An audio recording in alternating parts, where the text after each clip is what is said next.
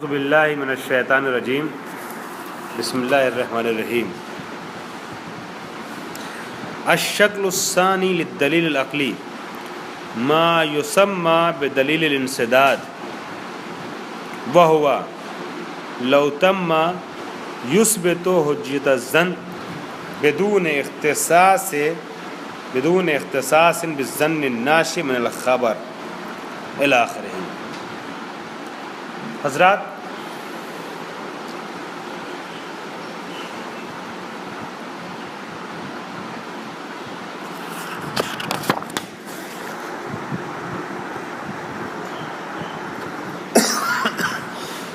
باب علم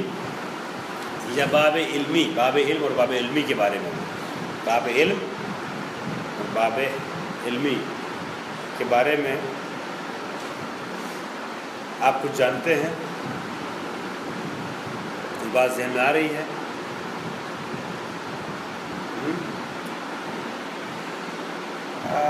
مسلک آغا نائینی جال طریقیت یہ گزر چکا ہے، اس میں اس طرح کی باتیں چھپی ہوئی تھیں۔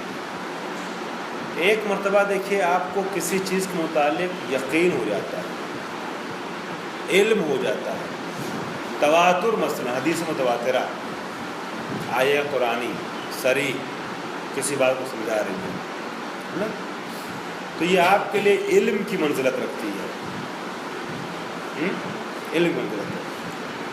اور ایک مرتبہ مان لیجئے خبر ثقہ ہے، اس کو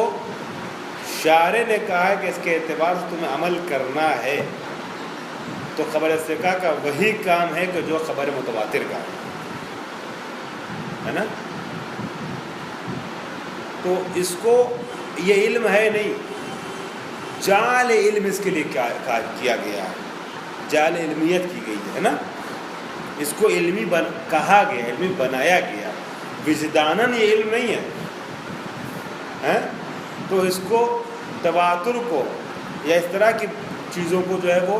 باب علم کے دائرے میں لاتے ہیں، اور اخبار ثقہ وغیرہ ٹائپ کی چیزوں کو جو کہاں ملاتے ہیں، وہ مظنونات کے جنہیں بمنزلہ علم قرار دیا جائے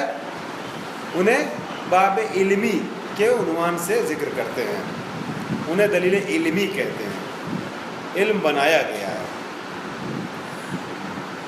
تو اگر مثال کے طور پہ آپ کے پاس خبر